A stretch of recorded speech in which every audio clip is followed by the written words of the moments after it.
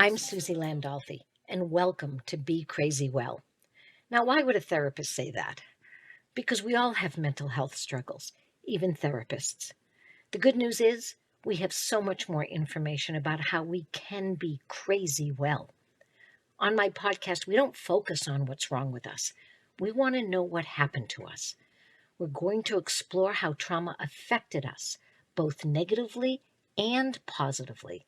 That's right. I said positively. It's called post-traumatic growth, and it's a real thing. Be Crazy Well will share mental health wellness practices, the newest mental health research, and most importantly, how we all get to create the person we deserve to be and the life we deserve to live. So join the mental health evolution and be crazy well.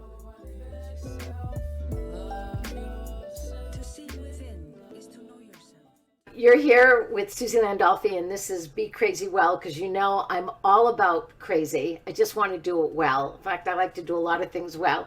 And I'm here with Janelle Marina Méndez, and you have heard from her before.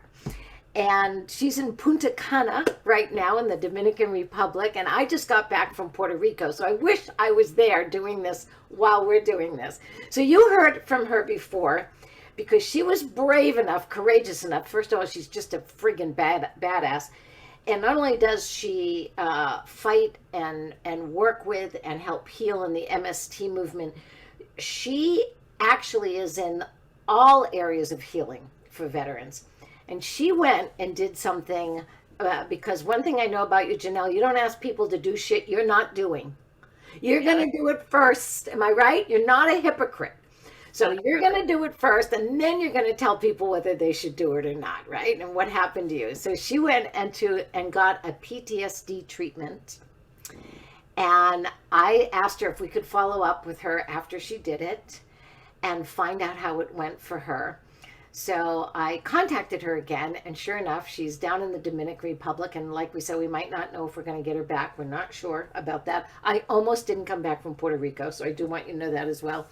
And so I'm so excited. And she just said that she is treating herself luxuriously. And I love that because we don't do that enough for ourselves. We don't treat ourselves well enough. So be crazy well actually means you have to treat yourself well.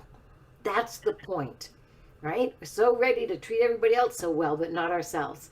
So Janelle, I'm so glad to see you. You look fabulous. I'm so glad we do videos so they can see your fabulous hair and the smile and everything else.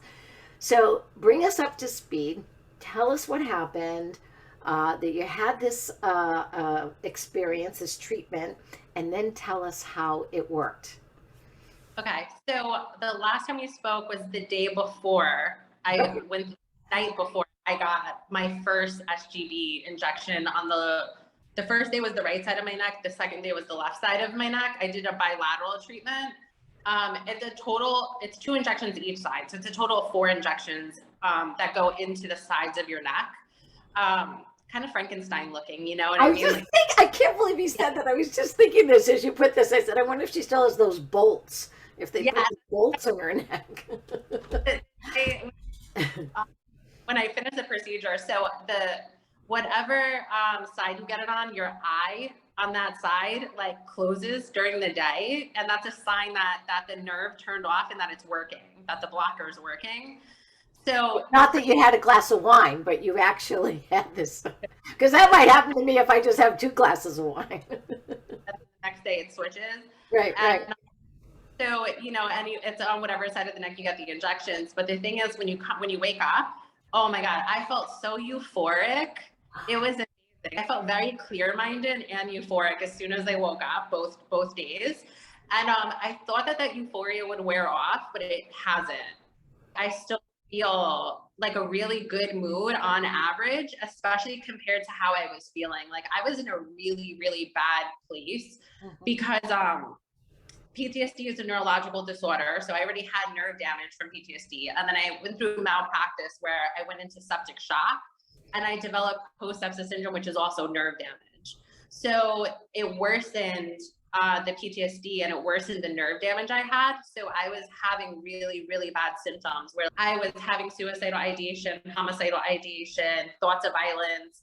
I wasn't sleeping. I was having nightmares, insomnia, but it was so bad. And that was with medication, and nothing was helping because basically my nerve was like at its end. It was like totally fried.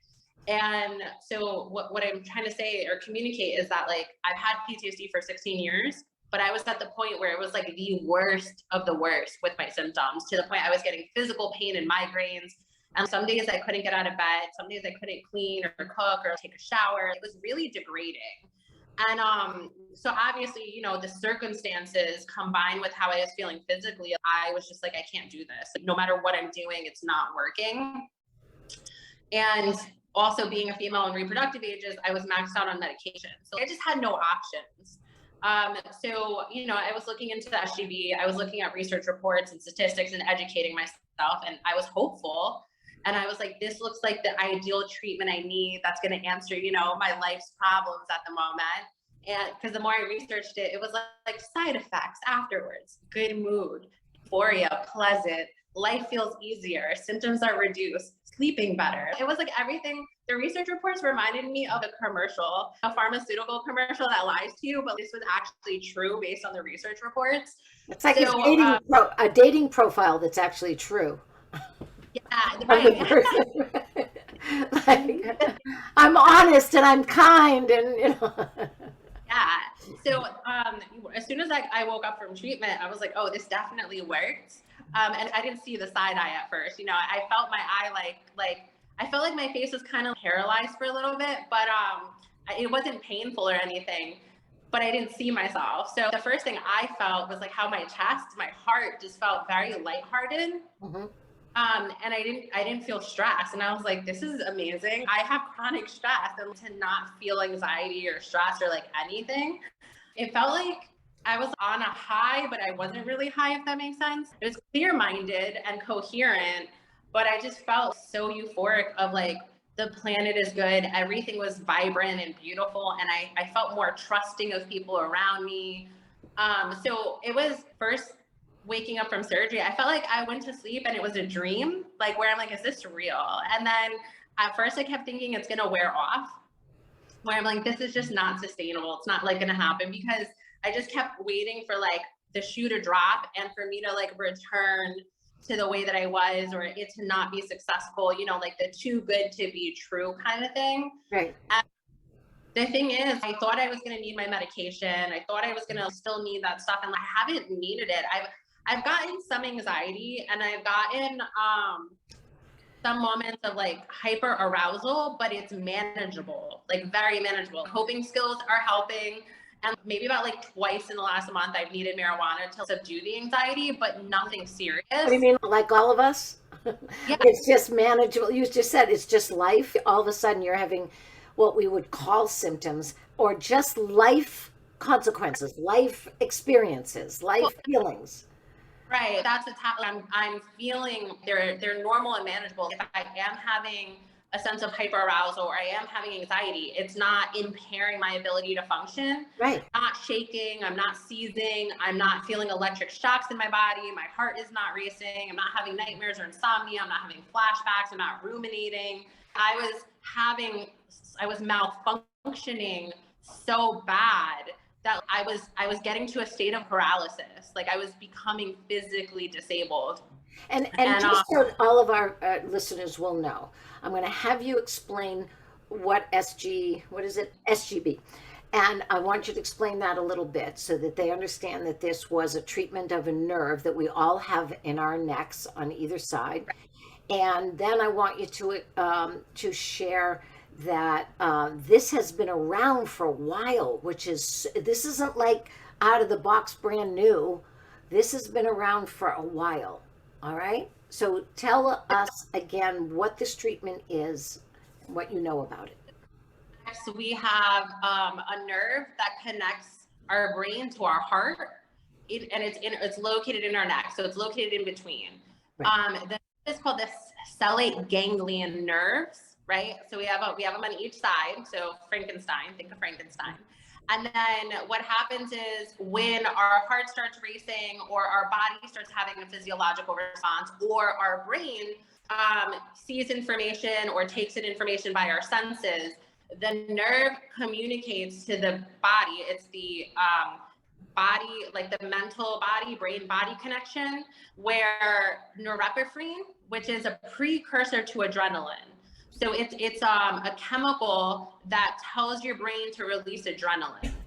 And it does that when there's points of danger that you need to be aware of. Right. What happens to that nerve when you go through traumatic events, especially if you go through a lot of them over time, repeated trauma or long durations of trauma, prolonged trauma, the nerve works like a light, right? Like an on and off button. So it stays off when it's healthy. And then when there is danger, then it turns on and it tells your body to get into your fight or flight response, to run away or to fight or to freeze. But that's when your instinctual response happens. So when you go through PTSD, the nerve gets damaged and its ability to turn on and off, it stops working. And it then tells your body to constantly release norepinephrine. And when it does that, the norepinephrine travels to the amygdala in the brain, and the amygdala starts secreting adrenaline consistently.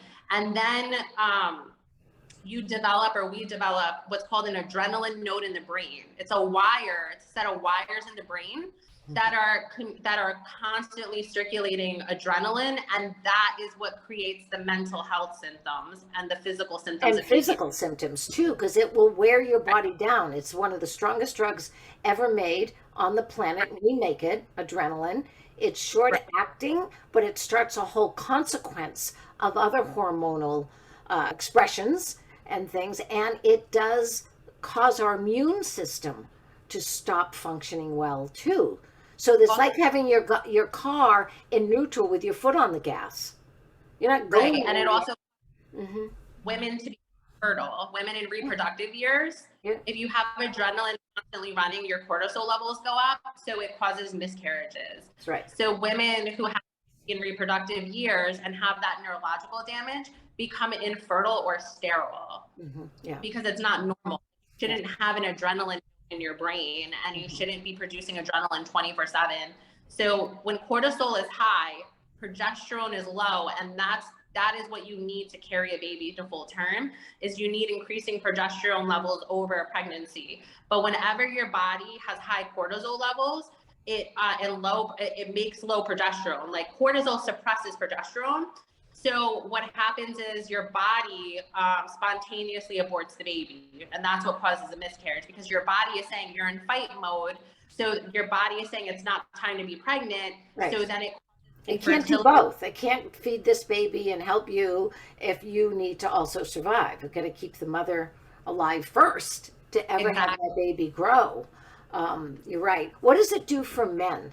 What has happened? Does it do the same thing? Because I know what adrenaline and cortisol does to testosterone, which lowers that as well. I don't know the fertility behind it. I haven't seen any research reports on the fertility for men, but I do know that men who have PTSD do have higher rates of infertility and erectile dysfunction. Right. So, I mean, it makes sense that it would be the adrenaline that's causing that, right? Like, how are you going to have pleasure if you're in your fight or flight response? Okay. So in that aspect, if you're having erectile dysfunction, that's going to harm your fertility. But I do know in men, when they have neurological damage, they're more likely to commit acts of mass violence and serial rape and domestic violence. And there's 81 NIH studies that show that male combat veterans in years 1 through 3, that they come home from combat, there's 140% increase in mass violence, serial rape, and domestic violence in the communities that they're in.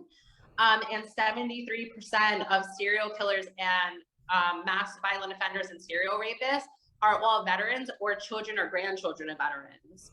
So obviously the neurological damage is causing the level of violence that we're seeing from men in America, like mass shootings in schools, acts of mass violence, mass bombing, serial killing, serial rapists, like all of those acts, those men, that is how the neurological damage of PTSD shows up. And PTSD can come from childhood too. So what you're offering is, so we have a 17-year-old boy with a gun that goes and kills, right? And then you go back and you look and you find out all the trauma that 17 years is a long time to live in torture, trauma, abuse, right? And so you're talking about something that could actually help anybody that has come from trauma, whether it's from combat or childhood. And now we know 30 to 35% of all combat, or all veterans actually, come from horrific childhoods. Like, we know that. So you're going to get a double dose. If you come from a family, right, with childhood abuse, and then you go into combat, you've got a double dose of PTSD.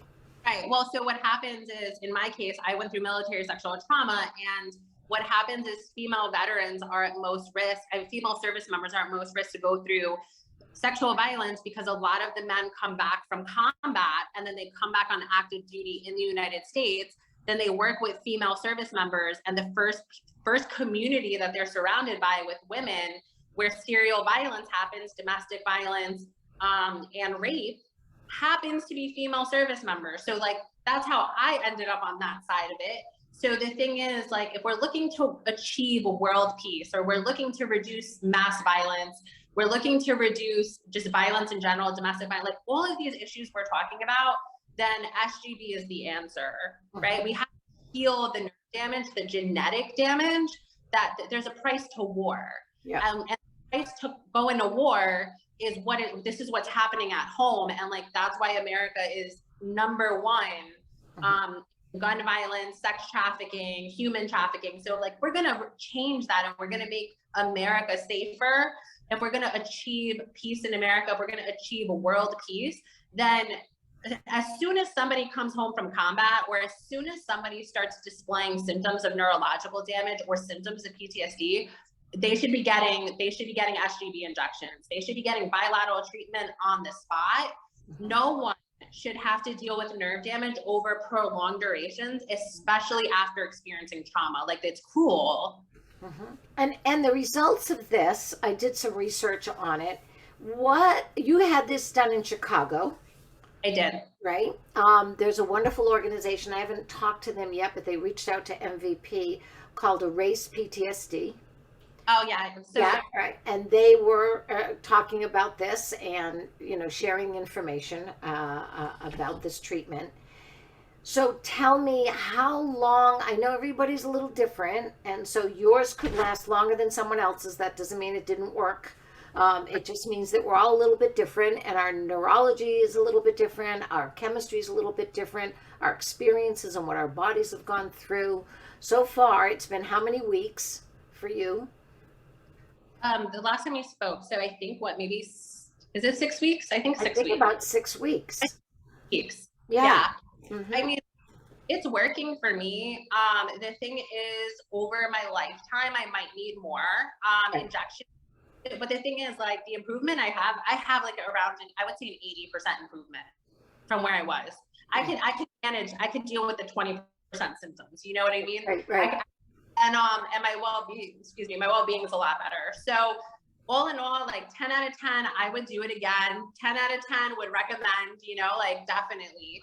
I would just say that, you know, my circumstance, like, I have a very, very extensive trauma history. Like, you were mentioning 17 years is a lot. Like, I have almost 30 years of just trauma after trauma after trauma.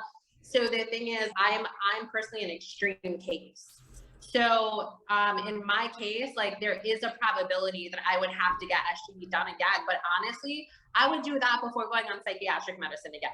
Sure. With all the effects. So here's something that I'm going to ask, and I don't know, because I know this has been around for a long time, but I don't know if this question's been asked. One of the things about something that's chronic, it doesn't know how to turn itself off. You did a great example of the light switch on. And so your body needs practice, and it needs to be shut down. Something needs to be shut down for a while in order for it to say, oh, I can stay like this. I don't have to be up here all the time. And I'm wondering if even having to get the injections a couple of times or however many times, you're still asking your body and retraining your body, these nerves, to stay calm. Isn't that true? Like a muscle. Okay, so partially yes, partially no, and I'll explain to you why I'm saying that. Okay. So there are times, like what was happening to me more with chronic symptoms, especially the pain, like I would feel anxiety just sitting down. Like my nerves were malfunctioning so bad that it was getting to a point that it wasn't even a trigger that was causing symptoms. It was getting to a point that I would be sitting down or I'd be in the middle of something and all of a sudden my heart would start racing and then like the right side of my body would feel like I was being electrocuted. So, or like every night I would go to sleep, I would have insomnia or nightmares. So there were things that I just couldn't control. Where now I haven't had nightmares, I'm not having insomnia, and I'm not getting random anxiety and I don't have physical pain. But what is happening is that I am sometimes getting triggered. And when I am getting triggered, I do feel it going on. And now that I'm not on medication, when it does turn on, I feel it. It's a lot more manageable. It's not as severe. But now I have to be very skillful because like before I could just rely on the medication, where now it's okay. I have to really think this out. I have to pause. I have to really absorb this information of what this trigger is. And now I'm processing it on my own naturally. And yes, it is an emotional investment into doing that. It's an emotional and intellectual investment, Right. where, you know, my IQ and my EQ are like at work together to identify the situation and then be, okay, is this a normal situation for me to have a response that I'm having? Because before I was having a response 24/7 and 90% of the time, I shouldn't have had the response. So now that's not happening. But when I am having the response, I'm okay, now I need to think about this. Am I in danger? And in some of the circumstances, I'm like, yeah, this is kind of a high risk situation. I need to reduce the risk level and I need to make better decisions about what I'm going to do to best protect myself, right? Because I am in the Dominican Republic. I am, you know, American. So the thing is, there are situations where there are vulnerable situations where I've been out, and American women are a very hot commodity here because the value of the dollar is so different. So men pursue American women on a whole nother level, which I never experienced before. And for me, I don't like that. So there's times that I have to be like, all right, what's the best way to get out of this situation? Because I'm just trying to go grocery shopping. I'm not here to be a boyfriend, right? And I found 5 potential boyfriends on the way that I don't want. So like, how do I de-escalate the situation and move forward and make sure I'm not in danger, because I'm not going to give these people what they want. Right. And like, what I realized is that those are the circumstances where I'm feeling my fight or flight response. But it's not happening where I used to just hang out on the beach and I would have a fight or fight response. And then I'd be like, I really need to meditate. And nothing is happening. Why am I feeling like this? Where now there's legitimate reasons where I'm feeling a situation out and I'm like, this could be potentially dangerous. I need to analyze this and make the best decisions to take care of myself. So I feel like I'm more capable of being logical, and I'm being a lot wiser in how I'm utilizing my fight or flight response and how I'm utilizing communication. So that is what I was kind of saying, that there's a part of it of yes and no, because I don't have to fully turn it off, because I'm running efficiently, if that makes sense. It's like, yes, that's what I'm trying to get at, is that you're not on all the time, but you're not off. Like medication, sometimes you're off 100%. You're so disassociated, you're so numb that you can't even help make a better decision. It's not numb. There are some points where like I did have some legitimate triggers going on and I felt really frustrated, but instead of getting angry, once I solved the puzzle, I actually, like, once I was out of the situation, I cried, and then the stress went away after that. And I was like, well, you know, that's better than me like taking out on aggression when it wasn't necessary. So there are your emotions and you're not turned off completely. I would explain it like an engine, right? So you have an engine to a car and the engine just malfunctioned and overheated, right? And the car's not working and the engine is just basically on fire. But then you take out the engine, and the car, everything else about the car is perfectly fine. And you replace the engine, and then the engine gets replaced, and now everything's in good order. The car is running smoothly and it's perfect. that's what I'm saying, that happens, but the engine still needs maintenance to stay in that condition. That's true. So that's what I'm kind of saying. It's more that where it's managing for the maintenance purposes and functioning. But to be where I was, it was like a broken down engine that was well, barely functional. Like I functioned, but at the bare minimum. Sure. Where now I can see myself I'm learning myself now. There's things in my personality that are different, that are better. There are things in my personality that are just different, that I'm just like, it's not bad or good. It's just different from what I'm used to. So I'm learning that aspect too. So I'm going through a learning process, and I'm just, I feel like I'm dating myself. I'm going out with myself and like learning who I am and what I like now and what my boundaries are. And everything is just new and different. So I feel like I'm taking the time to just enjoy the ride, enjoy the experience, and really get to know like this newer self, this better version of myself. And that's kind of like, coming to the Dominican Republic was part of that decision of, I want to treat myself with luxury.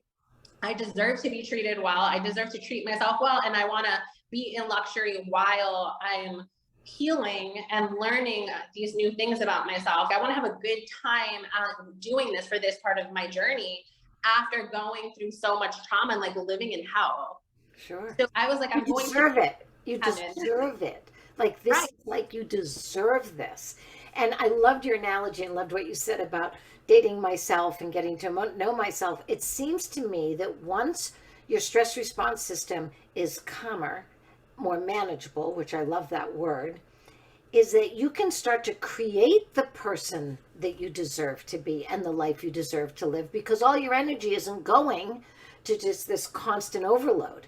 So that's the other fun part, is you can start to do things and create parts of you that you just didn't have access to before because of being so overwhelmed all the time with the neurological, issues. Well, one of the things that I noticed was the types of people that I attracted before were more conflict driven.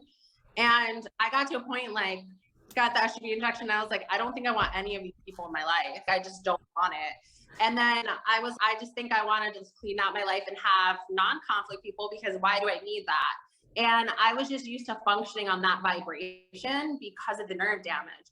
And I had that in my life a lot, and I wasn't happy. And then I was like, once the nerve treatment like kicked in, I was like, I don't need this. Like, I want peace. I want peace, and I want tranquility, and I want luxury. And then once I got to like that point of defining like what I wanted for myself, I was like, I want new people in my life. I want new relationships, and I want to explore like a whole different types of personalities that I wasn't attracted to before. So like, it's a totally different experience. I came here and I met like a host of single American women that are down here, and it's like they're totally different personalities from what I would normally hang out with. Yeah. And I'm like, I can deal with this, and I can vibe. And like in the past, that wouldn't have been like what I would have hung out with. And also like just not needing to plan every little detail out of my life, where I'm okay with spontaneity, where before I was, if something was out of what I planned, I would just outright reject it. Where now I'm like, no, I can, you know what? A friend of mine's like, let's go to the beach or let's go to the pool. Normally I'd be like, no, like I can't, I have to do this, and that's that. Where now I'm like, no, I'm going to take the day off and I'm going to take some time for myself. So it's a different mentality, but I feel like I'm just treating myself better, and my thoughts about myself are better, and I'm just happier. I'm going to end on that, because everybody needs to hear that, because that's what we deserve, and that's what the practice is. And if you deserve to figure out, to get help, to get treatment, to have a nerve blocked in order to treat yourself well. Right. That's what you deserve. That's what we all deserve. And it's a practice. And I do believe that even as this might wear off and you might have to have it again, you're not going to lose that practice. That is still changing your body. Every time you don't get upset, every time you treat yourself well, every time you have a great spontaneous experience, that is going in your body too. That's retraining your body. Like experience themselves more joyful. Yeah, that's awesome. Janelle, I can't thank you enough. I was so excited about to hear about this because I love to follow. I'm like, okay, I'm following up. I'm going to see what she's doing. Then when you said you're in Dominican Republic, I was like, oh my God. And I just got back from Puerto Rico. I should have flown over and done it over there. I was in Puerto Rico for over a year. I mean, I'm Puerto Rican. So like my whole life, I've been going back and forth between New York and Puerto Rico. But when I was in Puerto Rico, so many Puerto Ricans were like, you got to go to the Dominican Republic. You got to go to Punta Cana. Like, you're going to love it there. And then also just the political atmosphere of Puerto Rico was just really, it was depressing. I couldn't see myself there after seeing the political landscape. Yeah. So then I was, I'm going to just come over to the Dominican Republic and check it out. And then I landed here. And as soon as I landed, I was like, is this real? I'm just surrounded by luxury 24/7. And I was just like, this is insanity to me. And then like, I went to the beach and I'm like, these are the most beautiful beaches I've ever seen in my life. I know. Everything was just way better than what I anticipated it to be. And then I was like, I'm falling in love with this whole other country that's not America. Well, thank you again. And I would encourage people to look this up. Right? Look this treatment up. You went to a specific place. Tell the name where you went. So I went to the Stellate Trauma Center, which one of the owners and lead doctors is Dr. Eugene Lipoff. And he is the physician researcher who discovered that SGB or that PTSD is it's nerve damage. And he's the one who discovered that SGB could be used for that. Because he started off, well, he's an anesthesiologist, and the whole point of SGB was to cure body pain. And he started to have anecdotal evidence where veterans were coming in saying that they had right side body pain. And then all of a sudden he'd give them the SGB and like their wives, and they would come in and be like, I don't have PTSD symptoms anymore. So that's when he started to research it. And then he became the lead researcher and the lead doctor. So he's the one who gave me the treatment. So I got the best of the best. Of course you would, because that's what you deserve. That's the luxury. You even got the luxurious treatment. So. Oh yeah, I'm going to be honest with you. It was luxurious. It was the best medical experience I ever had in my life. Awesome. And it was super luxurious. Like even his office was, it reminded me of a really expensive New York City, a super high-end medical center where it was fabulous looking, but had amazing architecture and artwork. It didn't even feel like a medical center. It was super good. There was everything you could think of. It was just comfortable. That's awesome. So that was luxurious. Well, thank you. And we'll put all that information when we present this podcast. We'll, in the write-up, we'll make sure that we put his place in and his name and all of that. Thank you. Yeah. Bless you. Enjoy. I spell enjoy INJOY because you're in the joy, not just watching it, right? So you're in joy right now. So you're enjoying Punta Cana, and I'm so happy for you. Thank you. Bless you. Take care. You too. Thanks for having me. Always. Take care. Love yourself.